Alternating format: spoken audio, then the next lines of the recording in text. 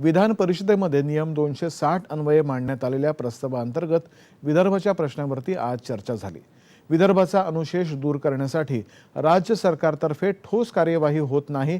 विदर्भातील मुख्य फळ पीक असलेल्या संत्रा पिकासाठी अमरावती जिल्ह्यातल्या वरुड मोर्शी तालुक्यामध्ये अत्याधुनिक संत्रा प्रक्रिया प्रकल्प स्थापन करण्याकडे शासन लक्ष देत नाही, असं विरोधी पक्षातील सदस्य एकनाथ खडसे यांनी सांगितलं। मराठवाडा आणि आसपासच्या परिसरामध्ये मोसंबी पिकाची गुणवत्ता आणि उत्पादकता वाढवण्यासाठी सायट्रस इस्टेट स्थापन करण्याच्या निर्णयाचीही अंमलबजावणी करण्यात आलेली नाही। विदर्भ आणि मराठवाड्यातला कापूस आणि सोयाबीन मूल्य साखळी विकासासाठी विशेष कृती योजनांची ठोस अंमलबजावणी करण्याची आवश्यकता असल्याचंही एकनाथ खडसे यांनी सांगितलं।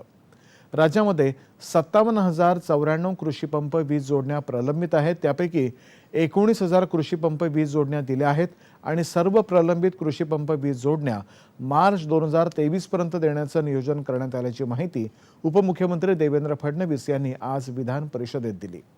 विदर्भातल्या शेतकऱ्यांना कृषी पंप मिळण्यासाठी विलंब होत असल्याचा प्रश्न भाजपचे आमदार प्रवीण दटके, अभिजित वंजारी यांनी प्रश्नोत्तराच्या तासामध्ये सरकारला विचारला होता। कुसुम योजनेअंतर्गत 5 लाख शेतकऱ्यांना सौर पंप देण्याचं उद्दिष्ट ठेवण्यात आलं आहे। यापैकी 30% ग्राहकांना 2025 पर्यंत सौर पंपावरती स्थानांतरित करण्याचं लक्ष्य ठरवण्यात आलं आहे, असं फडणवीस म्हणाले। तसंच फीडर सोलरायझेशनला गती देण्यासाठी फीडरपासून 1 ते 2 किलोमीटरपर्यंत शेतकऱ्यांची जमीन भाड्यानं घेण्याचा निर्णय घेण्यात आल्याचंही त्यांनी सांगितलं। केंद्र सरकारनं विजेची प्रलंबित समस्या सोडवण्यासाठी आणि आधुनिकीकरणासाठी 39,000 कोटी रुपयांच्या योजनेला मंजुरी दिल्याचंही त्यांनी सांगितलं।